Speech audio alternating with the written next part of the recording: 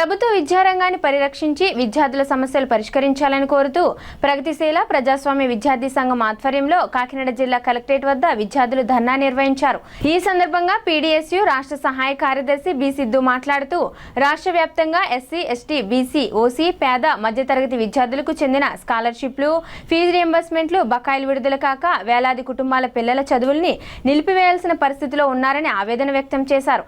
తక్షణమే కూటమి ప్రభుత్వం 6,400 కోట్ల రూపాయలు ఫీజు రియంబర్స్మెంట్ బకాయిలు విడుదల చేయాలని, కాకినాడలో పిఆర్ వొకేషనల్ కాలేజీలో అదనపు తరగతి గదులు నిర్మాణం చేపట్టాలని, అంబేద్కర్ ఎస్సీ నెంబర్ 1 కళాశాల వసతి గృహాన్ని తక్షణమే ప్రారంభించాలని డిమాండ్ చేశారు।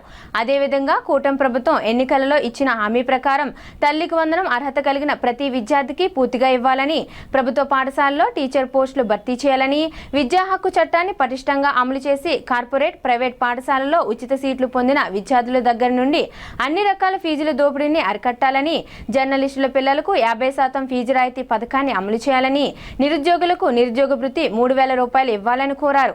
విద్యార్థుల సమస్య పరిష్కరించకపోతే భవిష్యత్తులో రాష్ట్ర ప్రభుత్వం మెడలు వంచుతామని హెచ్చరించారు। అనంతరం డిఆర్ఓకి వినతి పత్రం అందజేశారు। ఈ కార్యక్రమంలో పీడీఎస్యు ఉమ్మడి జిల్లా నాయకులు K Naveen, M Sai Kiran, M Murthy, Manohar, P Balamanikanta, AS D Prasad, M Bhadram, V Srinivas, ఏ గణేష్ తదితరులు పాల్గొన్నారు।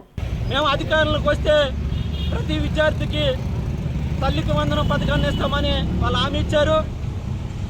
మరి తల్లికి వందనం పథకాన్ని చాలామంది విద్యార్థులకు రాలేదు।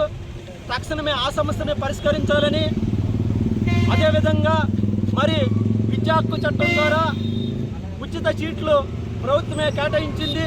రాష్ట్రంలో 96,000 మంది విద్యార్థులకి సీట్లు కేటాయించారు। కానీ కార్పొరేట్, ప్రైవేట్ విద్యా సంస్థల్లో మరి తల్లిదండ్రుల చేత ఫీజులు కట్టించుకుంటున్నారు। ఆ ఫీజులు ఏ అయితే ఉన్నాయో వాటిని అన్నీ కూడా రద్దు చేయాలని, ఎందువల్లంటే మీరేమో ఉచిత సీట్లు అన్నారు, అక్కడ స్కూల్లో ఫీజులు కట్టించుకుంటున్నారు। ఈ పద్ధతి ఏదండి మేము ప్రశ్నిస్తున్నాం। అదేవిధంగా ఓ పక్కన కాకినాడ మరి పట్టణంలో పిఆర్ వొకేషనల్ కాలేజ్ ఉంది।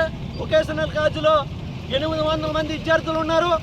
అక్కడ అదనపు తరగతి గదులు లేక నేల మీద కూర్చుని చదువుకుంటున్నారు।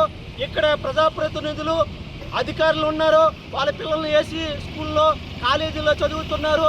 మా తమ్ముళ్ళు, మా చెల్లెలు కూడా నేల మీద కూర్చుని చదువుతున్నారు। మరి ఇది ధర్మం అని మేము ప్రశ్నిస్తున్నాం, అడుగుతున్నాం। ఇప్పటికైనా అధికారులు, ప్రజాప్రతినిధులు కళ్ళు తెరిచి కాకినాడ పట్టణంలో పిఆర్ వొకేషనల్ కాలేజీని అభివృద్ధి చేయాలని, అదేవిధంగా ఇక్కడ కాకినాడ పట్టణంలోనే అంబేద్కర్ నెంబర్ 1 హాస్టల్ ఉంది। గతంలో 200 పైగా విద్యార్థులు ఉండేవారు। ఆ భవనాన్ని గత 10 సంవత్సరాల నుంచి కూడా నిర్మాణం చేస్తున్నారు। అది పూర్తయింది, ఇంకా ఓపెన్ చేయాలి। అయ్యా కలెక్టర్ గారు, ఎమ్మెల్యే గారు ఆ భవనాన్ని ఓపెన్ చేసి మీరు పుణ్యం కట్టుకోవాలని మేము ప్రశ్నిస్తున్నాం।